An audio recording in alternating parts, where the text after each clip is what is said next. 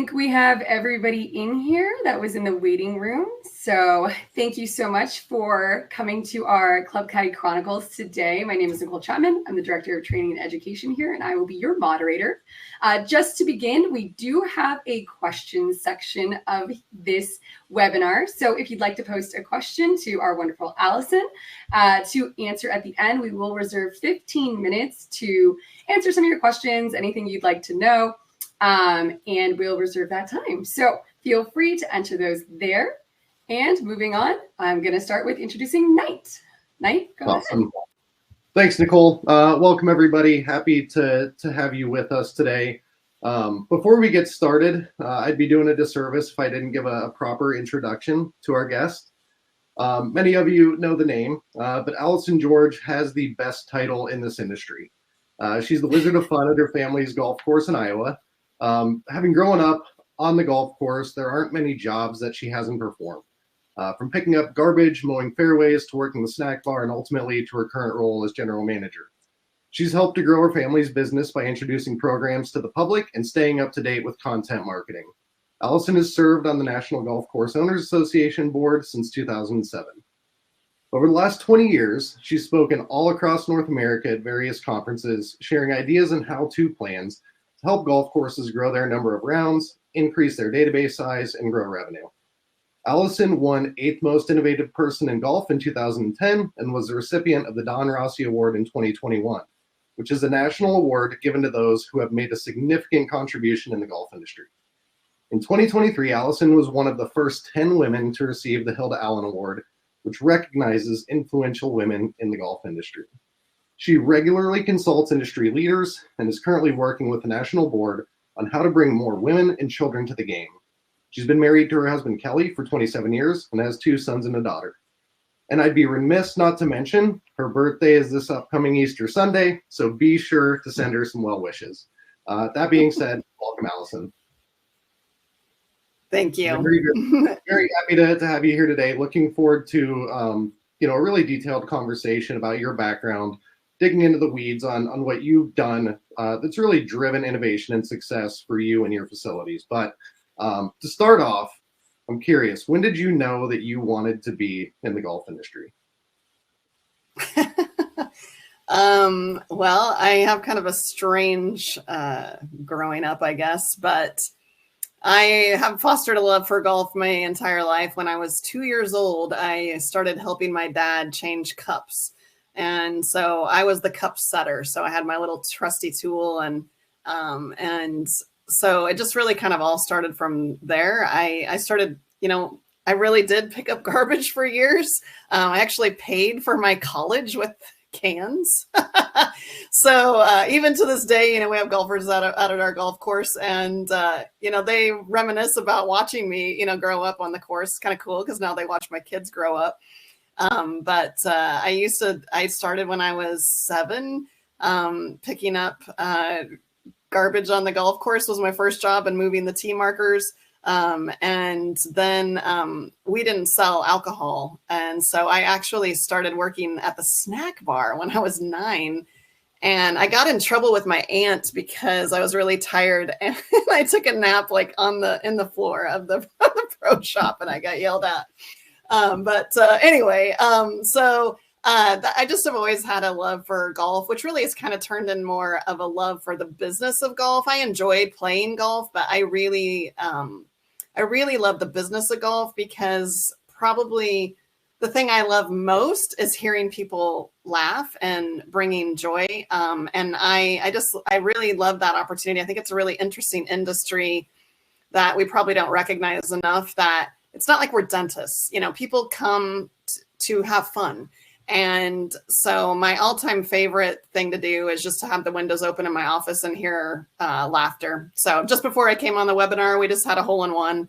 And, so I was running a little bit late because, we were high-fiving and he's, reminiscing and, it was his 6th hole-in-one, but everyone's, high-fiving and we give out trophies. And I am addicted to that. I love it. That's awesome. Yeah, my green grass days, I'll always say that the best office I've ever had was the golf course, right? No matter how frustrated, how stuck, or whatever's happening throughout your day, jump in a golf cart, go spin around the golf course, talk to everybody, right, that are out there having the time of their life. There's nothing that can turn your day around and change your perception.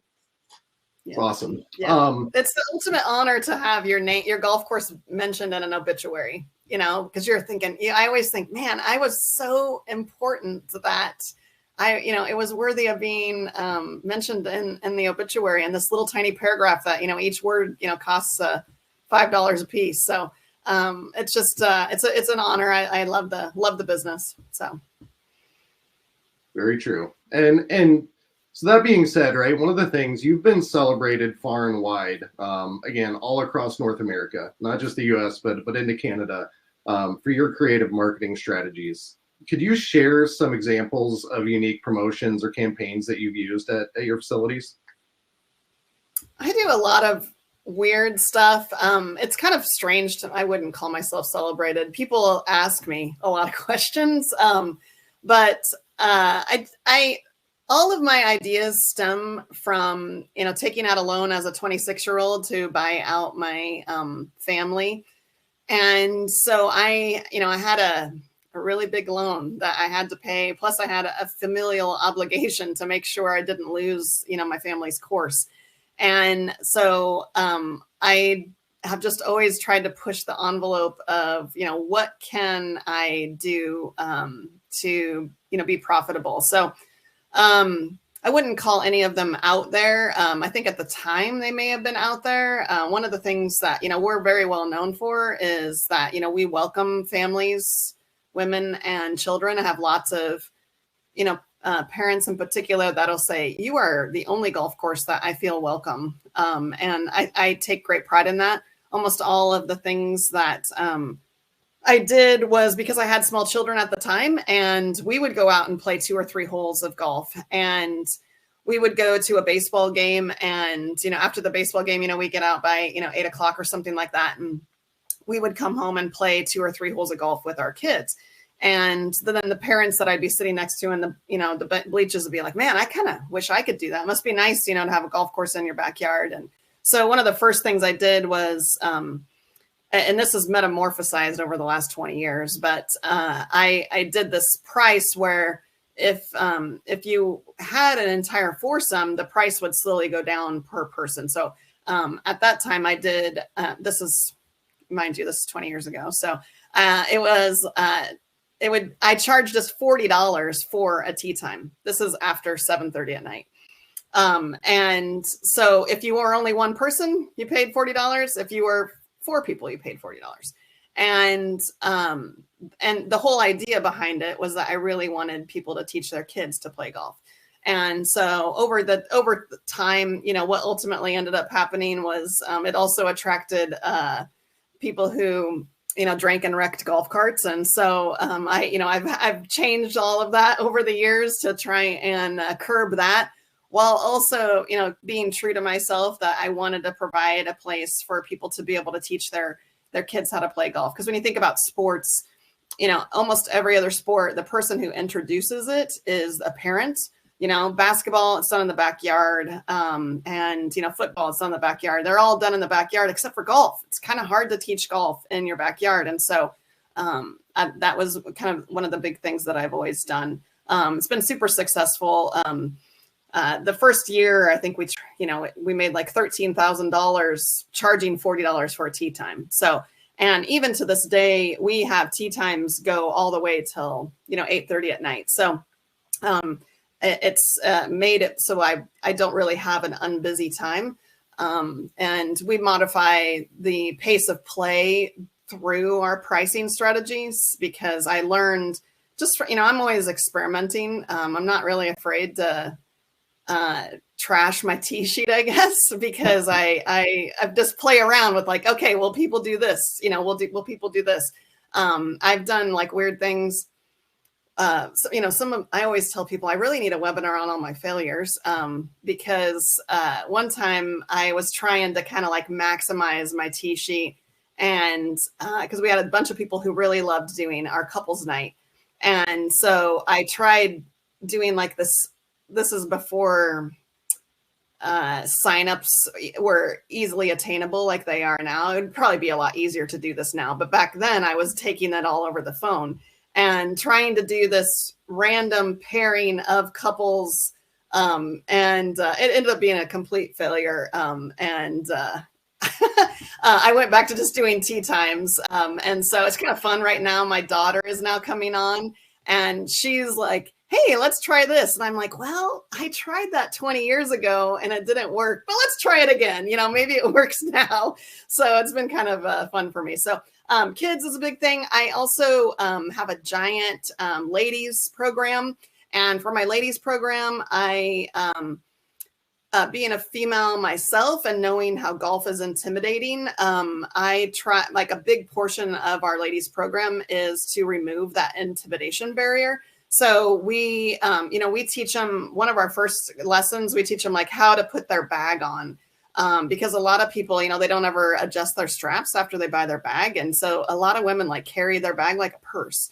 And so, we teach them that. We teach them like how to put their clubs in their carts and really try and dumb it down and make them feel very comfortable to ask questions that they would never ask somewhere else. Where do they put on shoes? They don't know how to make a tea time. And so we go through all those things, we go through different lingo. One of my other failures, my very first time I did my ladies' night out, we went over like parts of a club because I was trying to, make them knowledgeable. And if you just kind of think about parts of the club, you can imagine that tanked really quickly and did not go very well. There was way too many innuendos. And I was like, okay, we'll not be going over this again. So anyway, but the ladies program overall is huge. And then I've got about 7 instructors. We do over 100 women a year. Then the instructors play golf with them afterwards. So all of those types of things have been, really positive as far as the golf goes. And then it just kind of all continues growing because, then I just noticed that when we have those types of things, then it lends itself to, oh, hey, I've got a bunch of women who come out here. And so it makes sense for me to, show them that I've got a place where I can have, a bridal suite or a bachelorette party. And, so everything just kind of snowballs, one by one. I definitely did not, what I do now is not what I had planned to do 20 years ago. It's incredible. Very incredible. So following up to that, like most people that worked within golf course operations, myself included, right? I've dipped my hands into marketing. Quickly realized that there is a lot that goes into executing a marketing strategy, marketing campaign. With everything else in your day-to-day, how do you manage to stay organized? Yeah, so that's probably the question I get asked the most because when I speak, I often show people what my calendar looked like in 2007 versus what my calendar looked like now.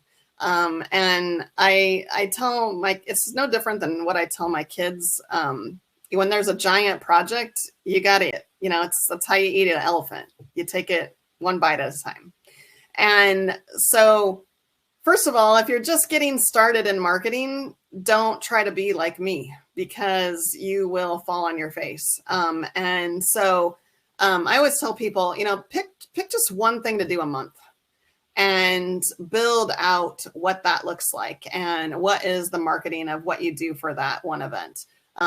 We do weird things like, I've got like a turning thing on my, am I paused? Does they can still hear me, right? Can hear okay. you. Just making sure. Anyway, so I do a bunch of strange things. I don't do normal golf outings because everybody does the same thing. And so we do a craft beer open. We have some breweries and we do beer samples on every other hole. We also have a crappy beer open.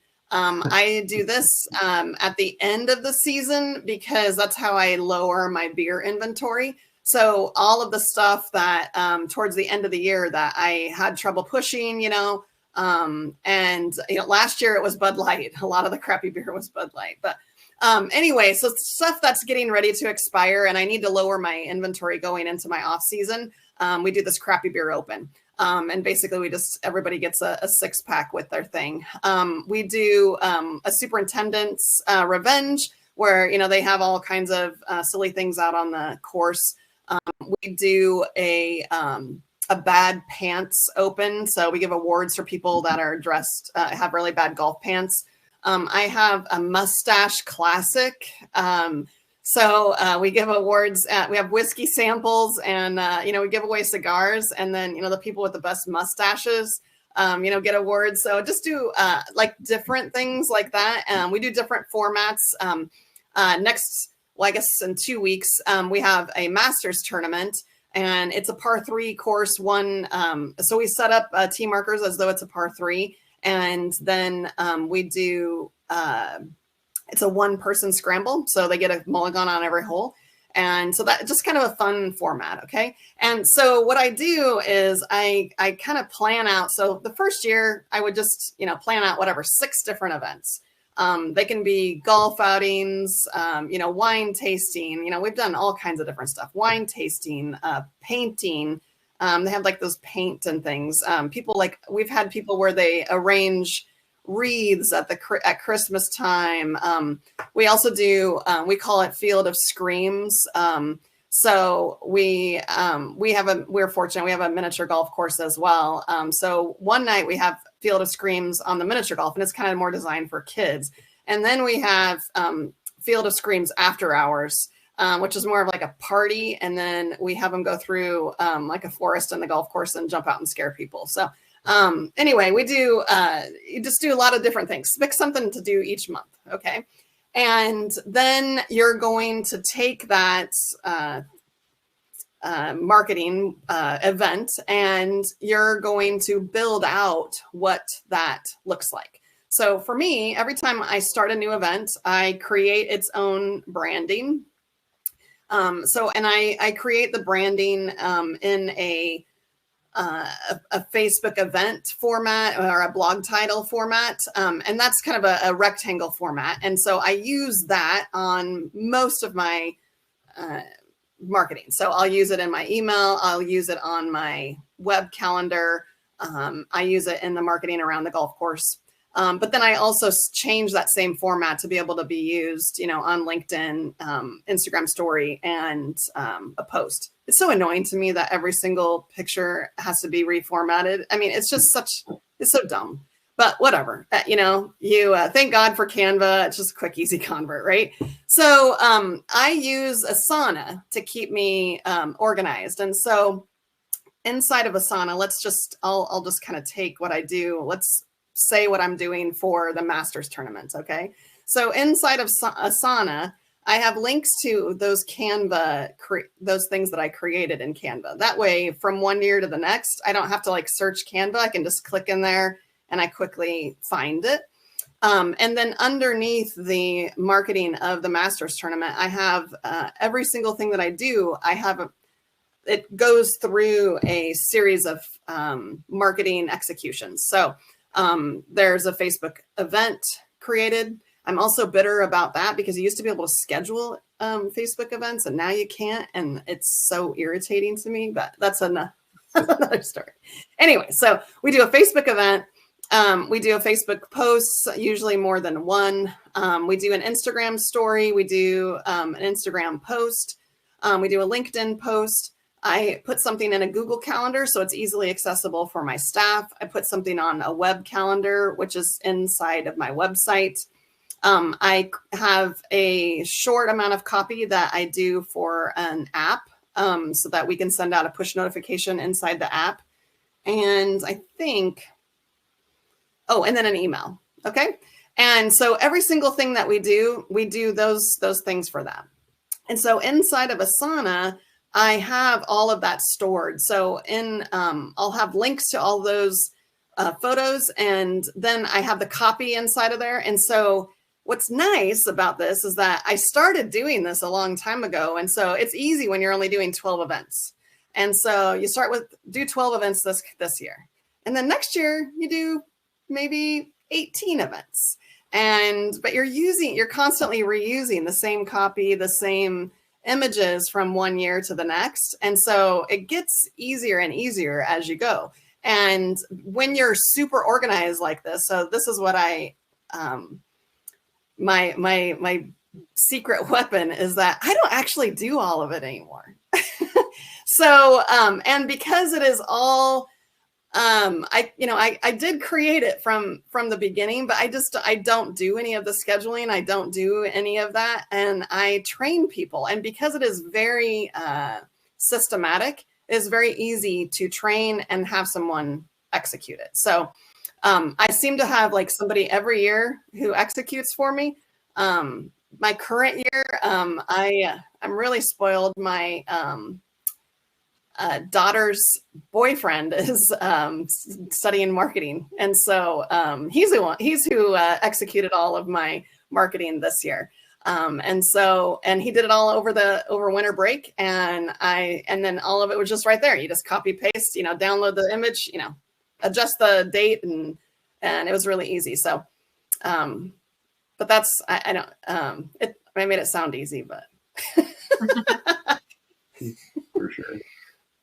So Allison, it sounds like you put a lot of trust into building a great team. How do you know when and what to delegate to the team to, make your life easier?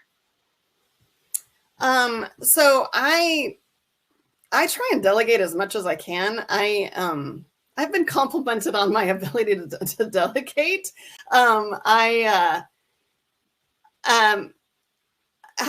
So in the last 3 years, I've kind of had a strange life, which has taught me life lessons, and that you can pretty much delegate almost everything you do. And it's allowed me to release things. 3 years ago, I was hit in the face by a golf ball, and I broke my face, and I've had 8 facial reconstructive surgeries.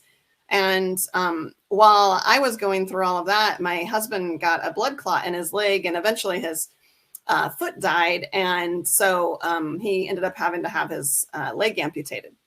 And so the two of us have had a lot of health problems. He also one-upped me and had to have a heart attack last year too. So anyway, I told him we can be done competing with number of surgeries. But what it really taught me is that the place isn't going to burn down without me. And I've spent enough time making systems and training staff that I can observe from a distance whether or not it's going well. And the easiest way for me to observe is how many compliments I get and whether or not I get good reviews. I don't really tell my superintendent what to do. I don't have to, because if I am getting a compliment constantly, I know he is doing his job. And so I just kind of put trust in that. As far as teenagers, I've hired plenty of duds, but I can usually tell within 15 minutes of training them if they're going to be good or not. And so usually the ones that within 15 minutes of training, they're not good, then they magically don't get as many hours.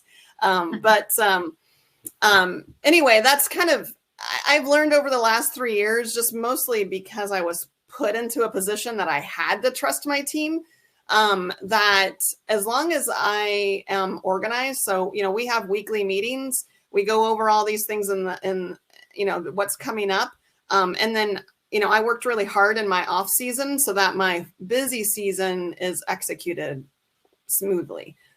So that we're really just kind of taking things, like, oh, hey, that thing we planned, last winter, it's coming up next week. So I don't know if I answered that question or not, but you just have to trust. You just have to trust people and let those reins go just a little bit. It makes sense, right? And it sounds like, a lot of times they're the driver on, their ambition, their desire to do more. If they want it, you're going to know that. It's incredible. It shows up very, very quickly. For sure. And I'm sure anybody and everybody that's listening in on this can understand and appreciate that. So a lot of the examples you gave, right, around some of the events that you do, some of the tournaments that you're running, there is no doubt your title is the Wizard of Fun. but it seems like creativity comes naturally to you, right? And there are a lot of people out there like me that are creative illiterate, don't know where to start, right? Don't know what to do. So what advice would you give to someone who might be stuck on, what to do and when? So I listened to, it was at a golf conference, and the best advice I ever heard was steal great ideas and call them your own. So, we live in an era that it's really easy to steal other people's ideas. I know that probably sounds bad if we're, talking about copyright issues or things like that. So I'm not telling you to like steal copyright, just steal the concept and then make it be your own. So I don't personally think any of my ideas are anything that I actually came up with from scratch. It's just from observation. So every time I go anywhere, I'm just always looking. So when I go to, and then I'm always thinking, how can I apply that to golf, right? This is kind of fun. So, how can I apply that to golf? I go to Disney World and, we did breakfast with the princesses, right? And, I'm watching, this goes back to, the reason I love golf. I love bringing joy to people. And so when I am observing, oh, look at all these people who are really enjoying that. How can I bring that to the golf course?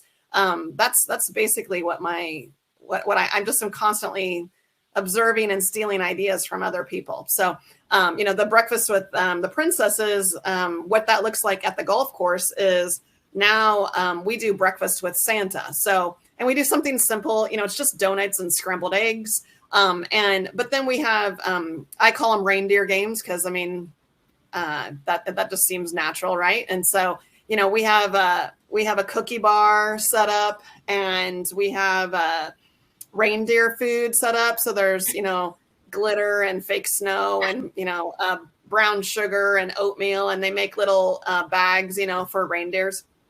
And, because I do stuff like that, what happens over time is people want my family business to succeed. And so I do.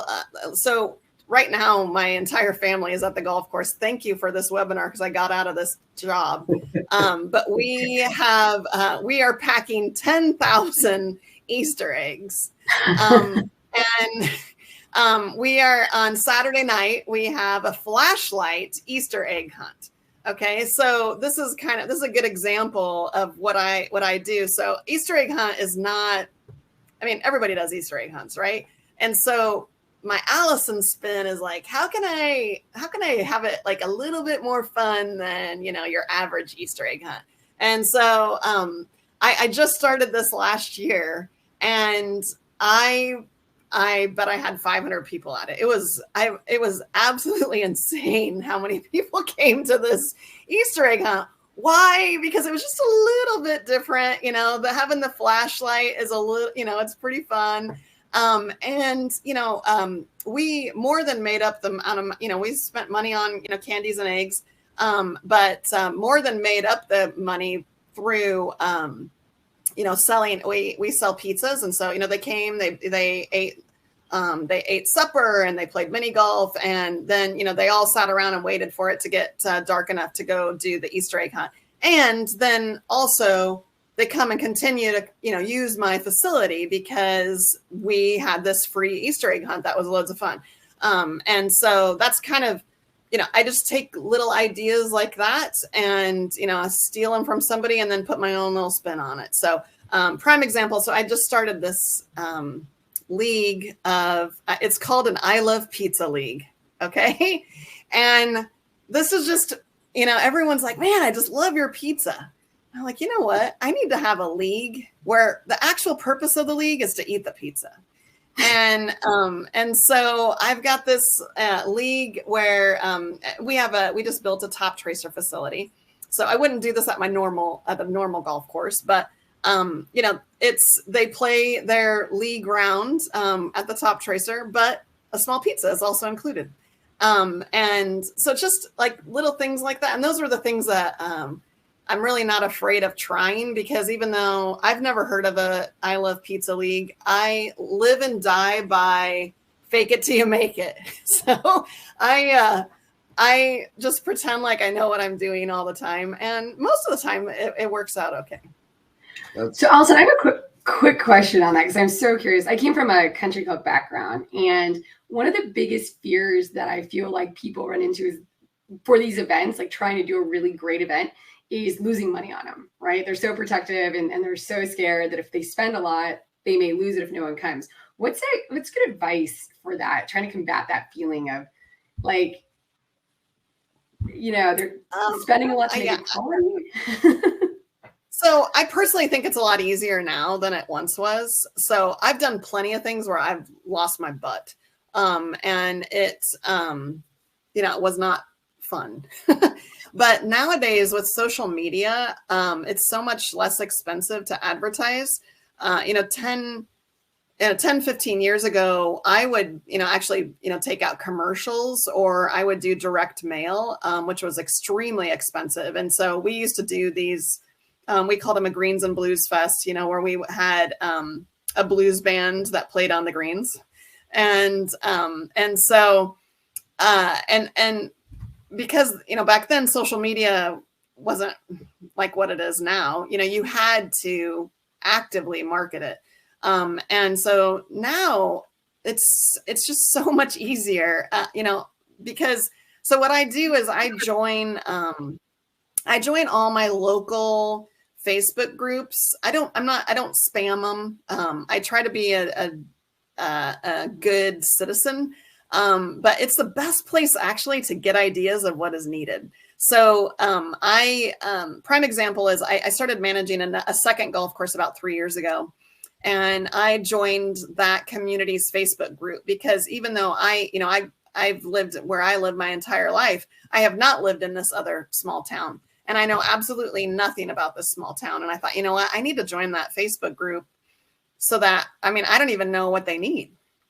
And all they were doing was complaining about how the city didn't have its own fireworks show. And I was like, I need to have a fireworks show. And then I looked up at how expensive, a fireworks show was. And I'm like, oh, maybe I shouldn't have a fireworks show. But then I thought, you know what, that's what this city needs. And they need to know that me as a new manager of this golf course, I'm all in. I need to build that same relationship with them that I've built at my family's course. And so I ripped off the Band-Aid. It was very scary because let me tell you, if you've ever done professional fireworks, they are not cheap. And but I was thinking, okay, if I even if I just come out even, I think, in the long term, it will be beneficial to me.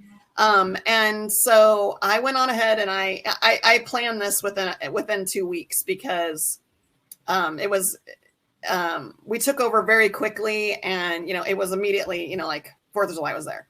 And so I planned it on an off day so I wouldn't be competing with another small town. And we sold, burgers and drinks and those types of things. And I kid you not, there were, and then I had inflatables. And we more than made up for how much we spent in fireworks and in the selling the drinks and the burgers. And so then I thought, okay, well, it's fun. That was rewarding. But in the end, I also want to make money, right? Because otherwise I may as well just be volunteering. I could have sat at home and not worked that hard and made the exact same amount of money, right? So the following year, I was like, okay, I need to get, so now I have proof, I had 200 people here this year. I need some, sponsors. And so I started selling sponsors. And so then, now we have it where it says, fireworks show, sponsored by XYZ Bank. And we have a band that comes so then I had them make announcements. So it was a good, sponsorship. And so last year I actually made money. but it wasn't that much. Once again, when you're working really hard, I really want to make more than $500.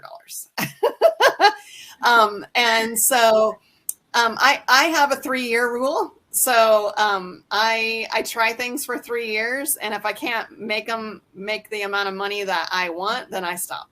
Unless they're a total bomb the first year, then I don't do it at all, because then that's a.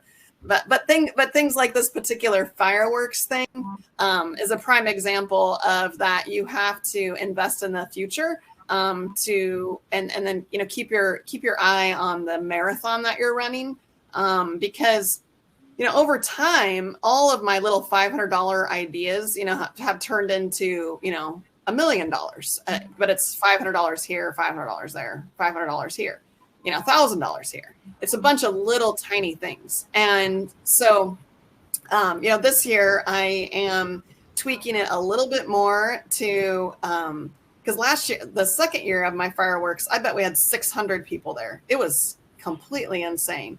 But then this is me, my little marketing brain. I'm like, 600 people that have probably never been to the golf course. I got to give something away, because I need them to fill out a form to give me their email and their name, and so that I can continue marketing to them. And so, I gave away a season, half of a season pass, which, and we got, 300 names from people that wanted to do that. And then I also gave away a free entry into a junior golf clinic. And so, now I've got a, big, long list of my junior golfers. So that makes this year even easier, because, I've added these extra names to my database. I know who my junior golfers are. And so now I can, build a program on that. So I'm always trying. I don't mind in the first 2 years. This is why I have a 3-year rule. If in my first 2 years of it, I am at least building my database, I view that as actually making quite a bit of money, because I can turn around and market to them other types of things. So I definitely value their information, and view that kind of, I figure that's kind of like them giving me a $20 bill. So. Oh, sorry, go on, Knight. Go ahead, Nicole. I was going to say, I wanted to touch on a few points just to recap some of these really important things that you're saying. So one of the tools that I think maybe some operators don't know is something like Canva, which is a very easy marketing tool. And you mentioned it. And I wanted to highlight it just for a second, because I think sometimes people get really nervous about marketing, or they're still in programs. For everyone out there, Canva is a fantastic program for design, and it does it for you. So that was one point you made. And then making systems and processes, you mentioned that. And I think, it's easier to say it like that, but it's hard to create, right? And setting that. So that's another key point. Trusting your team, going to Facebook groups and really getting involved in some of the local Facebook groups. And then to the biggest point you just said, collecting that information, collecting that data for people. I think that's something that operators kind of get remiss about sometimes. Like they don't know how to do that, or they don't know the best way, or they feel sheepish to do that. But to your point, like that information alone is worth so much in the long run. And so again, collecting it, how are you collecting it, and building those structures, I think are sometimes harder to grasp. But I want to just touch on those points and kind of reiterate, because I was like, oh, these are so important, like huge takeaways. So sorry to interrupt. Knight, it's all yours. Yeah. No, you're good. And Canva, yeah, for anybody that hasn't used Canva, I used it to, again, not creative, not at all. I used it to design and build my daughter's birthday party invitation. There are a ton of templates you can search and find, work that has been created that, again, you can take, you can put a spin on it, make it your own. A tool that if you haven't used, use it. You're going to make your life easier. So kind of shifting gears, you brought up Toptracer, right? So it's also pretty widely known that you've been an innovator when it comes to adopting new emerging technologies throughout the golf industry. So what are the things that you look for to determine if an up and coming or new technology is a good fit for your operation?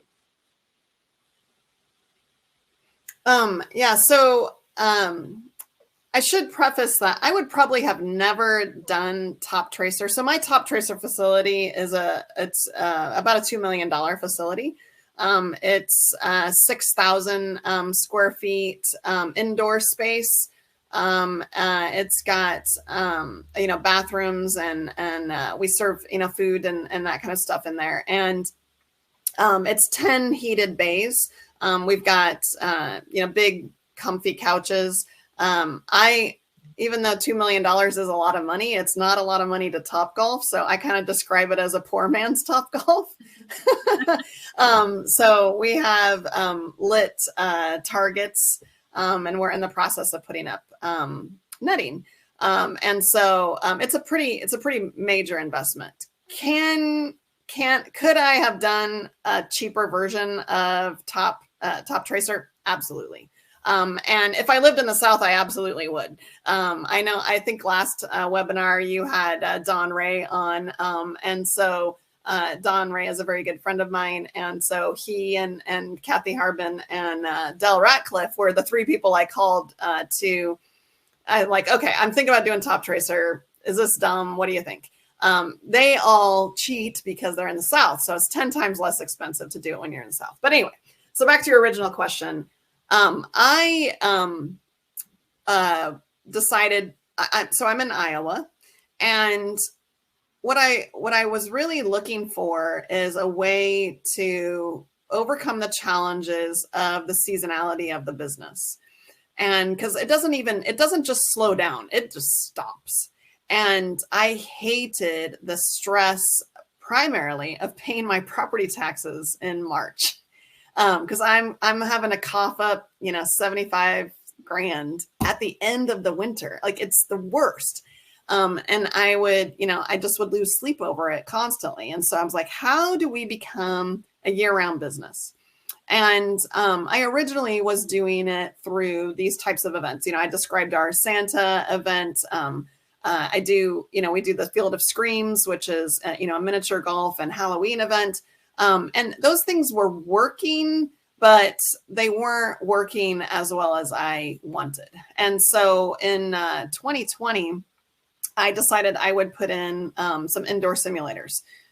I actually converted my pro shop and I got rid of my pro shop. I know this is really controversial, but I got rid of my pro shop. And now I have one cupboard that sells as much as my entire pro shop used to. So it was just wasted square foot. And so I converted my pro shop into 2 indoor simulators. And it did not take me very long to figure out, I paid for that within 6 months of it opening. And I was thinking, man, I probably should have put in more than just 2 indoor simulators, but that is all the bigger my pro shop was. And so then I started kind of playing around with, do I want to add on to my clubhouse? How do I want to, I need more of these.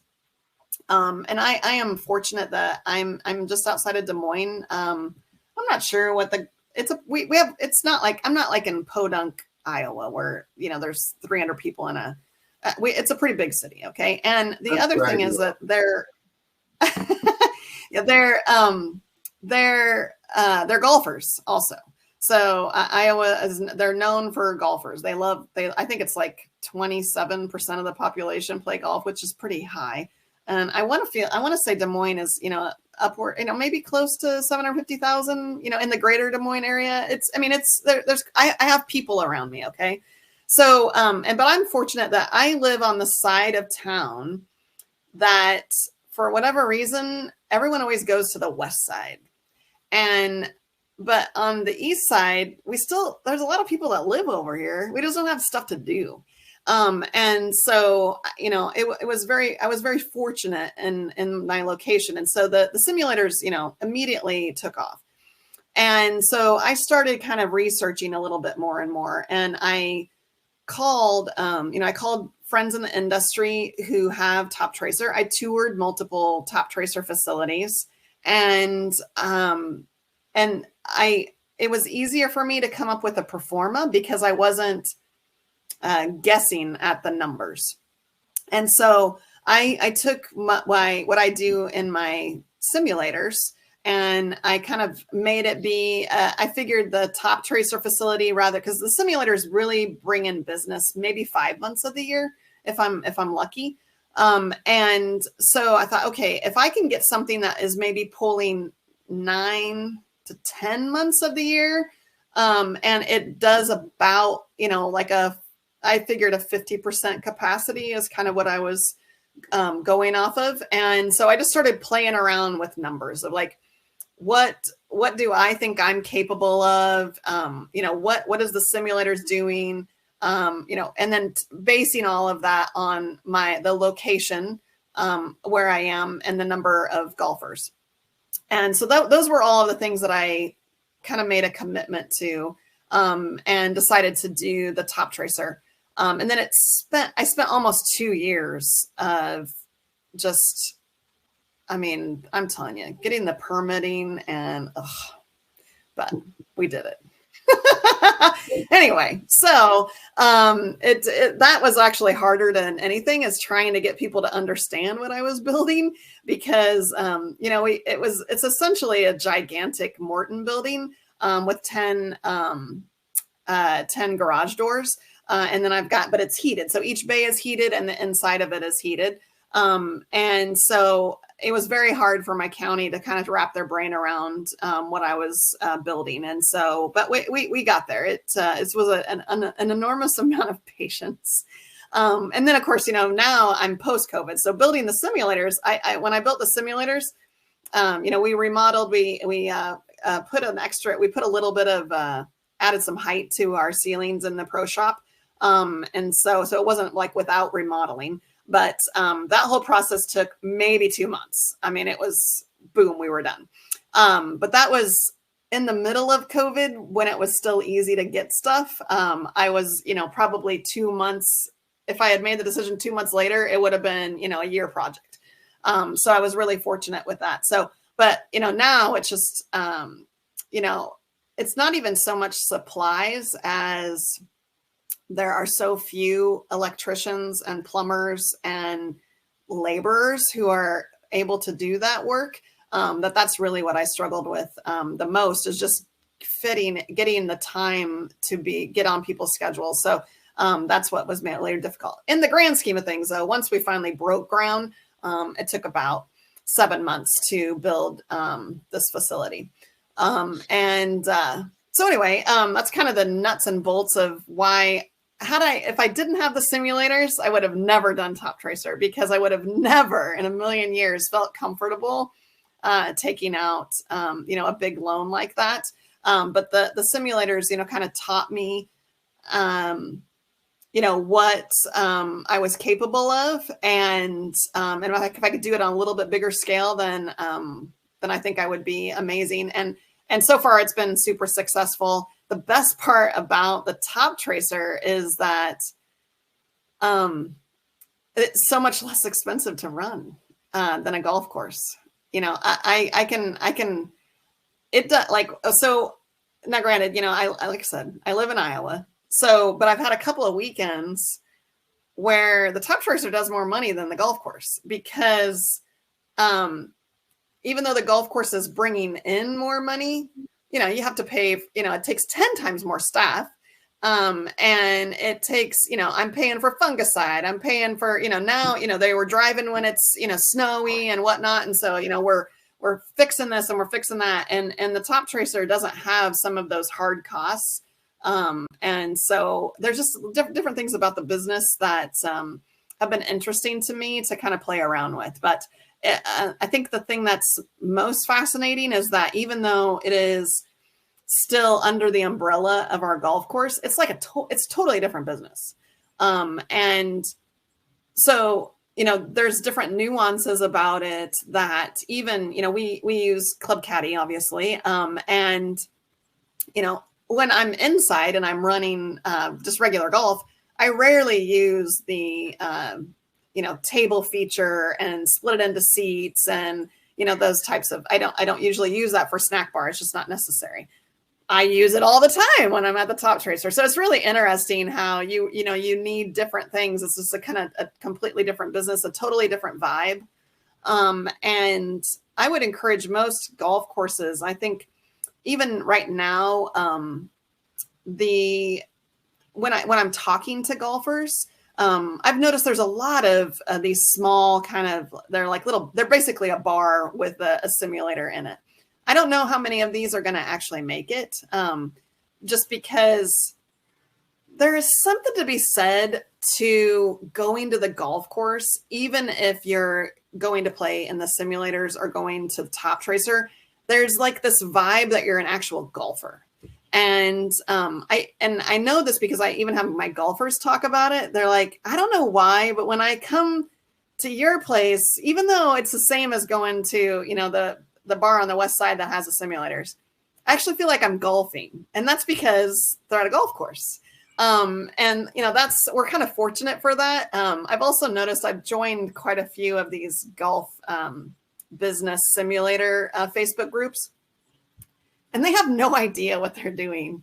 I mean, and they don't know how to run leagues. They don't know how to run tournaments, and they don't know anything about a golf course. And so, you as a golf course are, we already have a one up, because they're asking me what software I use. I'm like, well, I mean, I use Golf Genius for all of my leagues and stuff. Well, they're not going to use Golf Genius because they don't have a need for it.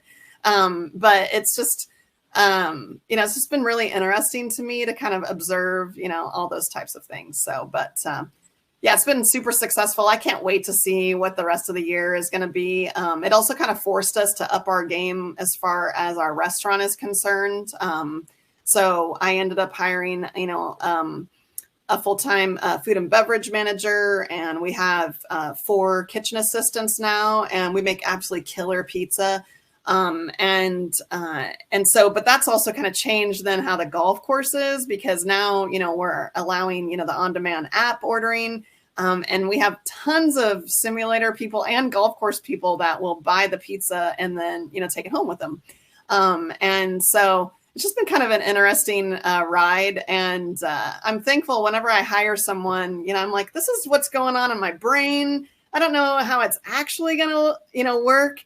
And I hope you're willing to, get on this, ride with me, because it's going to be a little bumpy. And I'm fortunate because I have an awesome team.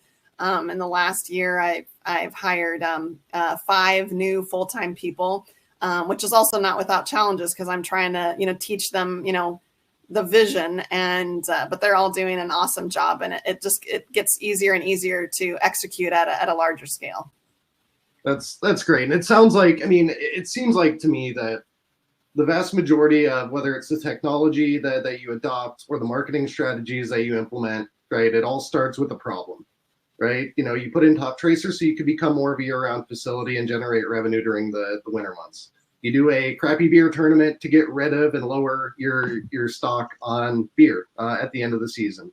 You put a fireworks show on, right, because the community wanted fireworks, and it was a way for you to kind of show your commitment to the community. And so, again, right, like you may not call it celebrated, I'll call it celebrated. You're doing incredible things for this industry. We're extremely grateful and thankful that we've had the opportunity to have you on and share some of your wisdom. I want to at least pass it back to Nicole. I know there's a couple other questions that came in, but Allison, pleasure is all mine. It's always a pleasure chatting with you. So thank you again for taking the time. Yeah, my pleasure. Thank you. So we have a few minutes left, and there's a question that came in, but I did want to say thank you again. Seriously, everyone at Club Caddie knows you. Everyone knows your name. It's just a fun conversation every time you're brought up. So we do. We have a special place in our heart for you. It's true. We had a question from McKinsey, and it says, advice for newer, smaller courses on where to start to grow members. Is it specials on memberships, tournaments, etc.? And I kind of wanted to follow up with this. I did membership sales. That's what I did. And I wanted to kind of also add the culture being a really important part. And do you think the culture stems everything else? Or do you think that you can create urgency in specials and in tournaments to create the culture, like chicken or the egg kind of thing? Yeah, so I actually have I have played around with both these kind of strategies, I guess. And I would not recommend doing specials. it's like that's a cheap man's version, and you don't usually like what you attract. You tend to attract complainers and coupon clippers who are ultimately they will be that way with absolutely everything you do. And so I would not do a sales strategy unless you did a very short-term sales strategy. So if you do a sales strategy and you're creating a sense of urgency, that works really well. For me personally, I run one sale a year on my memberships, and I do it over the 3-day weekend, starting on Black Friday, and I end it on Cyber Monday. I have I put a bunch of bumpers around it. So I only sell a set number. I only sell 50 memberships during that time period at that price. And then I'm also very strict. Like, if you're number 51, I'm really sorry. You can cry me a river about how somebody was in a hospital and you missed the blah, blah, blah. I mean, I've heard every excuse in the book. I'm like, yeah, that really does stink. But that's what I advertise. And those were the bumpers of our sale. And so scarcity 100% sells. Is the best thing that I can do for the membership would be a scarcity thing. I have noticed, so I've taken over this other golf course. And then I actually just signed a contract a couple weeks ago for another 9-hole small country club that is very member driven. And so what I have done for them is I think that members, kind of what Nicole was mentioning, I think they really like the added value.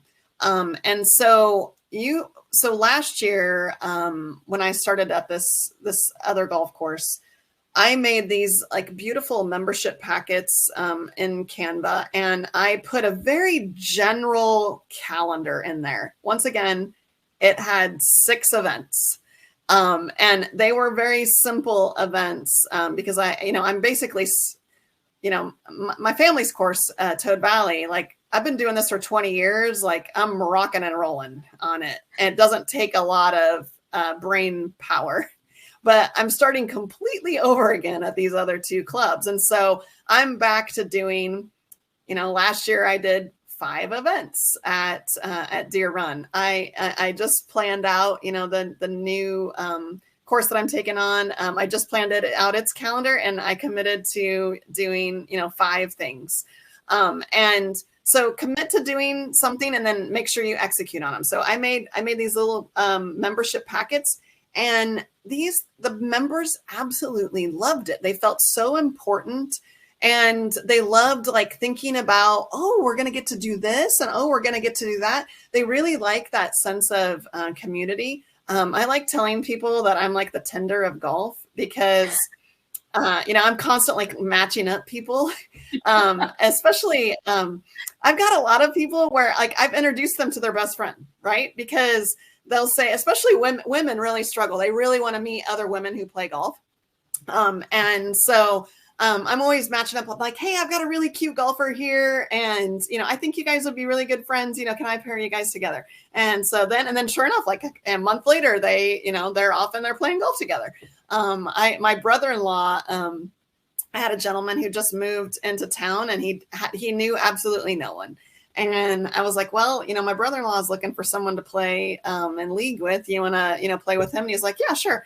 So anyway, they're best friends. They do absolutely everything together. So it's just kind of interesting, if you kind of take your role and do that. So, but for membership, so what I would do is I would create some exclusivity of like, these are member only events. So some of the things that I did was I did a dueling pianos session. They loved that. It's really fun. I don't know if you've ever been to dueling pianos before, but that was super fun. I did some simple things like a steak night. Let's see. And then we had a couple, I did a member guest tournament, which was, they really liked that. And then we did a booze and brews, which is what I did around Halloween. And I liked it because it sounded cool. And I essentially was taking what I do at Toad Valley at the Craft Beer Open, and I just moved it to Booze and Brews, only I called it something different. Anyway, so we had, craft beer sampling and, did some fun things like that and provided these member discounts. So, create something that's kind of tangible for people to enjoy. Another thing I did is I've made a magnet, because they throw paper away, but a magnet they might stick on the refrigerator. And so a lot of those member events, once I get a nice calendar, I do that calendar and then I put it on that way I put it on a magnet, and that seems to work really well. So anyway, so if you're just getting started, what I have done at both these other two courses is I have just built a very simple, nice membership package. I also had some perks in there that don't cost me a lot, but have value to them. And so, for instance, at one, there's a driving range, and I went on ahead and just threw the driving range in for those members because they don't really use it a lot.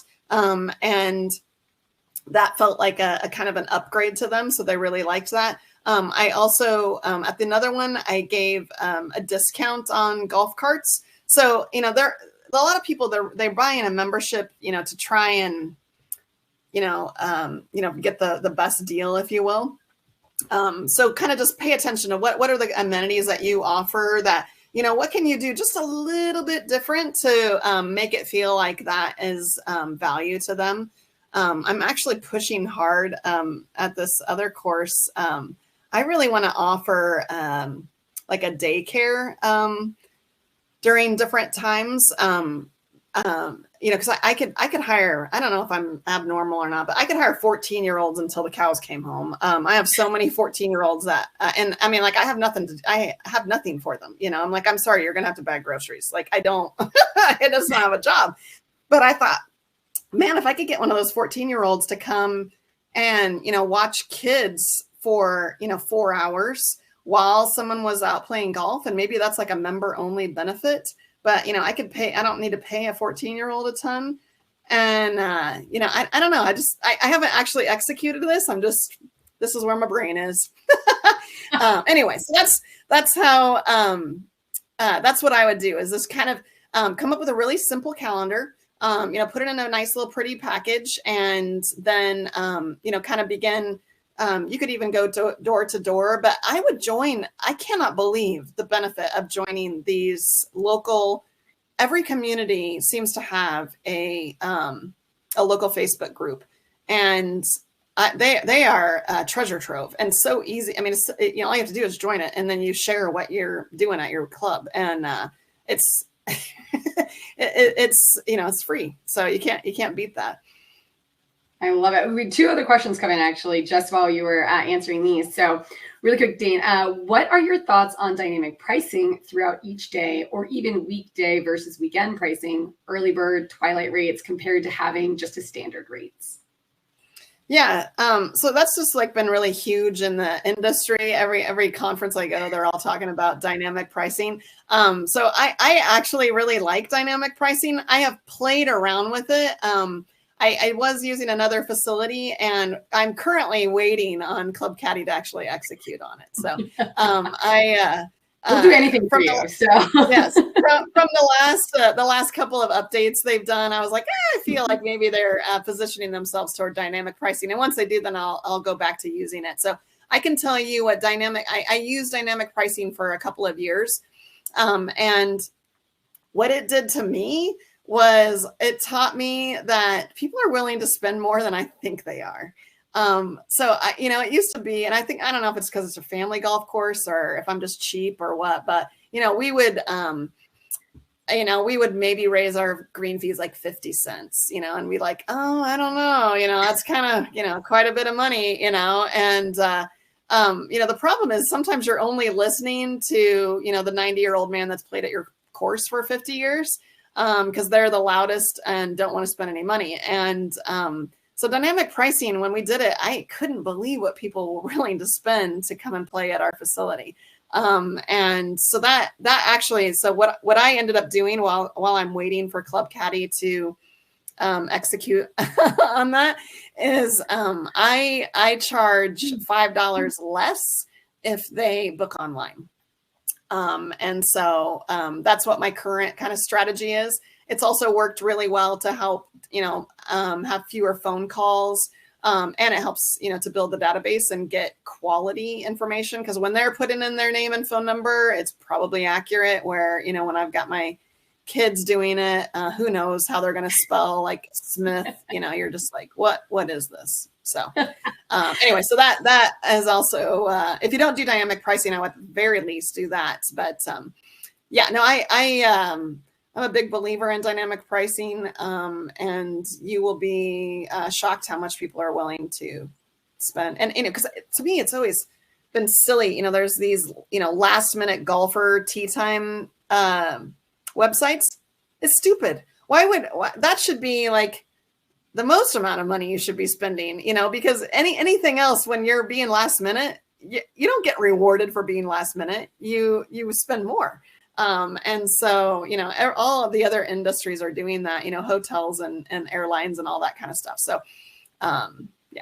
there you go. I laugh. I just read an article. I'm outside of Los Angeles, and there's apparently an entire black market of tea times. That is a thing right now. And I'm like, wow, this is a change in the times of just the demand for golf and the demand for tea time, which is fantastic. But I just thought it was the most mind-blowing article that I've ever read. You can do really weird things right now because the demand is so high. Now, for me, I try to still be respectful because I've lived through when I would have done anything for a golfer. And so I don't want to make it so that it's still, that they leave again. I try to, so you have to kind of walk that fine line of, of being affordable, because it is an expensive sport. But then also maximizing how much you're getting for that tee time. Because, once it's passed, you don't get that money back. So. Well, and you brought up an important point that I just want to call out, right? Because I think there's a misconception in a lot of places that dynamic pricing, right, or demand-based pricing is all about reducing price, whether it's early bird, twilight, super twilight, right? When you're doing it right, and what you just mentioned, Allison, you're maximizing those peak times as well. Right, prices are going up, right, in the areas where you have the highest demand, and so just something that I wanted to call out, because again, right, when done right, when you understand your facility, your tee sheet, your availability, you're going to know it better than anybody else does, right? So trust your gut, trust the data and what it tells you, and don't be afraid to bump the price up a couple bucks. And we have one other question that came in, which is, you mentioned, and I know we're over time, so for everyone sticking around, thank you so much. You mentioned your awesome pizzas. Do you all use a certain quick cook pizza oven? What's your method to get churn and burn the pizza? You're not going to want to copy what we do. We make it all from scratch. That's a patient head chef right there. That's a yeah. So we were fortunate enough that we had a family who had a pizza place for years, local, and he happens to be a golfer. They closed down primarily because of COVID, and he actually shared his recipes with us.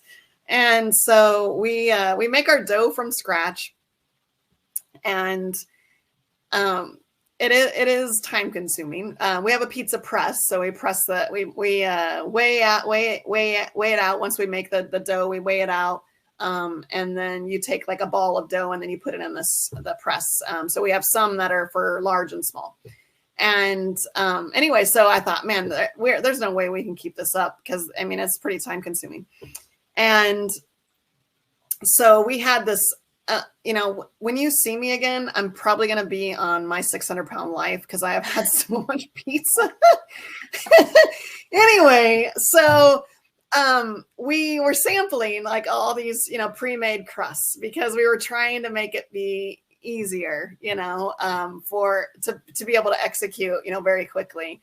And the homemade crust is so good. So anyway, right now we're making homemade crust. We've got 2 different dough presses, and we've got a conveyor belt pizza oven as well as a 4-plex pizza oven. And so this is kind of something that we're currently navigating of efficiencies of, how do we execute at a high level? Because right now, I personally think we'll be up to where we're making 200 to 300 pizzas a day. Just the trending that we're going right now in the off season. And so we're trying to kind of, make some, we're preparing for what will be a very, very busy year. But we also have these we got 2 different pizza prep stations. So it makes making the pizza extremely easy because, it's just all right there. And I always tell my food and beverage guy, I'm like, I need that in my house because it makes cooking so easy. But we have never offered pizza before at the golf course. We've always been primarily a snack bar place. So this is like a whole new level for us. But we sell them by the slice for the snack bar. And then at the Toptracer is really what is driving it. But now, because the pizzas are so good, we're getting more and more people who are, they come and pick it up too. So this also goes back to what I was telling you about that I'm in an unusual area of town that, I don't know if I could do, it may not work in other areas, but I've been very fortunate to be positioned where I am, where I'm like I am right on the edge of Des Moines. And so, out my window is a cornfield, and I am where the cornfields begin. So, to my back is a town. And so what it is, people that are working in Des Moines, when they're the ones driving, they live in the country, I'm their last stop. So, we have a lot of people that, grab it on their way home from work and stuff like that. So, but I can attest, you need to come and visit us just to eat the pizza because it's really good. I'm booking my flight right now. Like I'm going to book it right now. So I have to cross your house. So I'm sorry. Allison, you've been absolutely amazing. I know we're over time and I just want to be respectful of that. But as always, your complete joy. It's such a pleasure. Such a great mind to think through. And I think we got through all the questions. And so we will be sending this out, the recording as well to everybody else. But Knight, any last words, Megan? No, other than thank you. Yeah, next time I come back to visit my family, I will be making a stop at Toad Valley to get some of that pizza, and I'll report back on how it is. Yes. There was, I should look up and see, there was a pizza place. We almost bought it. It was kind of like I'm trying to remember. I was trying to remember, maybe have that, whoever asked that question, have them email me and I will put them in contact. So the whole reason why we went to this pizza thing was we were looking at, it's kind of like a turnkey operation. And it actually, I think, would work really well for golf courses because they drop off like 100 frozen pizzas a week and then they bring you the toppings. It was a really good business model. So, if that person's interested, I can put you in touch with them because I think making them from scratch is definitely more difficult. And this was more turnkey. So sorry, I know you were closing up, but that was bothering me. So anyway. All good. All good. You're always a joy. Thank you, Allison.